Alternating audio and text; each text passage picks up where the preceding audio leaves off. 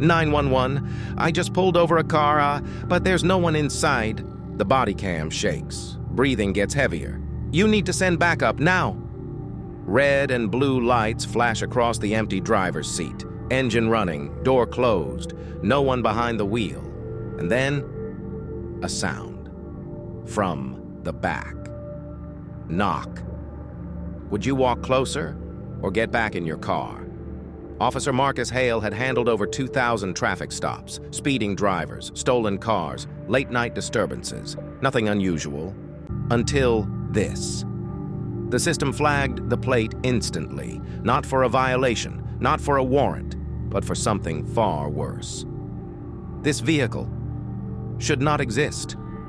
3 years ago, it was reported destroyed, burned beyond recovery, insurance paid, case closed, and the owner declared dead. So why? Was it driving tonight? Hale steps closer, slow, careful, flashlight steady. Driver, step out of the vehicle. Nothing, no movement, no response. He moves to the window and freezes. The seat is empty, no footprints, no signs of forced entry, but the seatbelt is still moving, like someone just unbuckled it. Seconds ago. If you saw that, would you keep going or walk away? Then it happens again. Knock, this time louder, from the rear. Hale steps back. Dispatch, I hear something inside the vehicle. Static. Then, units en route. Do not engage. Too late. He's already moving. One step closer, then another. The flashlight reaches the back seat. Empty. Nothing there. But the sound is real, and now it's clearer. It's coming from the trunk. Backup arrives. 2 units. 3 officers now surrounding a car that shouldn't exist. Pop the trunk! No response. Pop the trunk now! Still nothing, because no one is inside. That Hale looks at the others. They all hear it. Knock, knock. Slower now, more controlled, like something is waiting. Be honest. Would you open that trunk? They force it open. Metal groans. The trunk lifts, and all 3 officers step back instantly. Not because of what they see, but because of what they feel. Cold air, heavy, wrong. Inside, a sealed container, metallic, covered in markings no one understands. And it's moving, slightly, like something inside is breathing. Get this on camera, one officer whispers. The container is scratched from the inside, deep, repeated, desperate. Do not open it, dispatch warns. Too late. One lock clicks on its own, then another and another. No one touched it. No one moved. It just unlocked. Tell me, are you staying or running? The container shifts. Something presses outward, not hands. Not claws. Something else. Something wrong. The metal bends slightly, then it stops. Complete silence. No movement, no sound, nothing. 5 seconds pass. It feels over. Then the radio explodes. All units, step away from the vehicle, now! Too late. Again. The footage cuts. Abruptly. Within hours, the case is taken. Not local, not state, federal, the kind that doesn't explain anything. The car disappears. So does the container. So does most of the footage. Almost.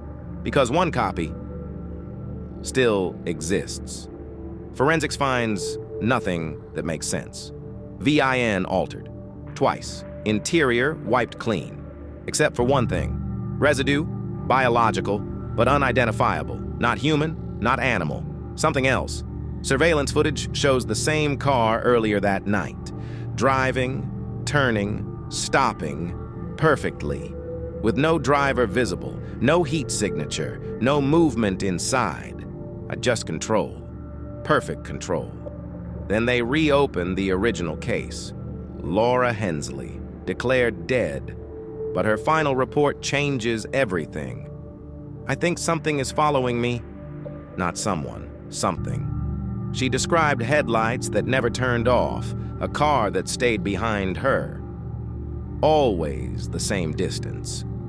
No matter how fast she drove, no matter where she went, and the description matches the exact car Hale pulled over.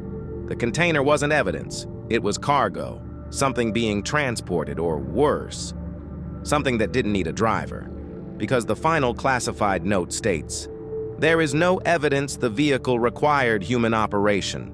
No driver, no control, yet perfect movement. So what was driving it? No arrests, no suspects, no explanation. The case is sealed. Officer Marcus Hale is placed on leave. He never returns. No interviews. No statements, just silence. The highway? Closed indefinitely. No repairs, no explanation, just shut down. Locals report strange things for weeks, engines at night, headlights on empty roads, cars that vanish when approached. But here's what no one can explain.